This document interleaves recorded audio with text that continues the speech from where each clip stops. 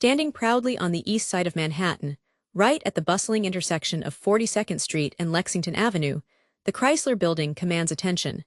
It rises a striking 1,046 feet, a marvel of brick and steel. At its completion in 1930, it wasn't just another tall building. It was the world's first super-tall skyscraper, holding the title of the world's tallest structure for a brief, shining 11 months. This wasn't simply a corporate headquarters. The building was the ambitious dream of automotive titan Walter Chrysler. He personally funded its construction, envisioning it as a lasting investment, something tangible for his children. While the Chrysler Corporation would have offices inside, the tower itself remained a personal legacy project. Construction kicked off in the Roaring '20s, a time when New York's skyline was a battleground. A heated competition erupted for the title of the world's tallest building. Walter Chrysler's project was locked in a dramatic height race. It was initially planned by developer William H. Reynolds. The competition included H. Craig Severance's 40 Wall Street downtown, and soon, the colossal Empire State Building rising uptown. Architect William Van Allen, hired by Chrysler, had a trick up his sleeve. As 40 Wall Street neared completion at 927 feet, Van Allen secretly constructed a 125-foot stainless steel spire inside the top floors of the Chrysler Building. On October 23, 1929, just before the market crash, the four sections of the spire were hoisted and riveted together in a mere 90 minutes, dramatically boosting the Chrysler Building's height to 1,046 feet and snatching the tallest title. The building's Art Deco style is unmistakable. It's defined by its extensive use of Nerosta stainless steel, an alloy of 18% chromium and 8% nickel, shining on the crown, window frames, and unique ornaments. Look closely, and you'll see details drawn from Chrysler cars of the era. Radiator caps adorn the 31st floor, alongside stylized hubcaps and fenders in a gray and white brick frieze. Higher up, on the 61st floor, majestic eagles perch, referencing America's national bird and embodying the machine age. Building at a breakneck pace, sometimes adding as many as 4 floors each week, the construction team managed a remarkable feat.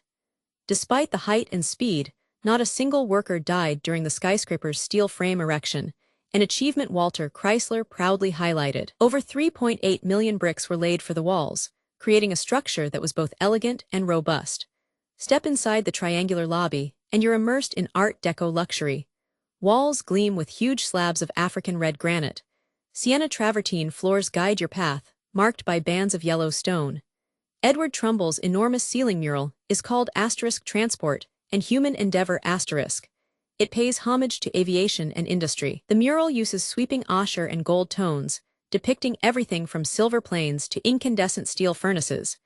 Even the elevators tell a story. The 32 cabs, built by Otis, feature exquisite marquetry on their doors and interiors. Each cab boasts a unique combination of wood patterns, reflecting geometric, Mexican, or vaguely Art Nouveau motifs. The doors, when closed, resemble stylized fans and palm fronds, drawing inspiration from ancient Egyptian designs. These small, enclosed spaces are considered works of art in themselves. High above, on the 66th through 68th floors, sat the private Cloud Club. It opened in 1930, a retreat for the city's wealthy elite. Texaco, a major tenant, spurred its creation, wanting a fine restaurant for executives.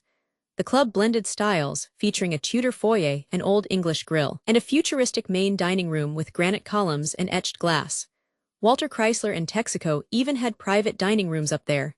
For a time, the 71st floor housed a public observation deck called Celestial. Visitors paid 50 cents to walk a corridor with vaulted ceilings painted with stars and adorned with hanging glass planets. In the center, Walter Chrysler's personal toolbox from his early days as a mechanic was displayed. However, the views from the triangular windows were tricky, and once the Empire State Building opened a higher deck in 1931, traffic here dwindled, leading to its closure in 1945. Adding to its functionality and urban integration, a staircase from 42nd Street leads directly beneath the building to the subway station. This unique connection, part of the original design and paid for by Chrysler, provided tenants and visitors easy access to multiple subway lines right from the building's base. Initial reactions to the design were split. Some critics dismissed it as a mere stunt or inane romanticism. Others celebrated it as a symbol of modernity and progress. Over time, however, opinions solidified. The building became widely regarded as a paragon of Art Deco. It frequently tops lists of New Yorkers' favorite buildings and is recognized by the American Institute of Architects. Its distinctive silhouette is instantly recognizable and appears frequently in films, TV shows, and photography, often serving as a shorthand for New York City itself.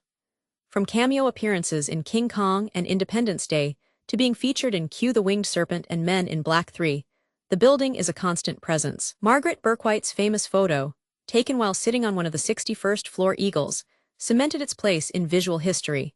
The building's ownership has changed hands many times since Walter Chrysler's death, including sales to prominent real estate figures like William Zeckendorf and Jack Kent Cooke.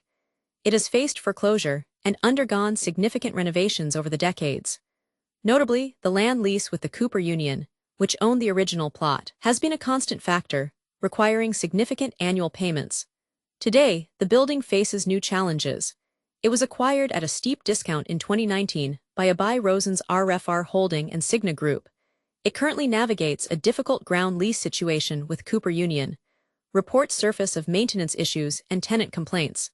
This paints a picture of a beloved landmark grappling with the realities of age and complex ownership. Its future status under its current leasehold is uncertain. Cooper Union recently sought its termination,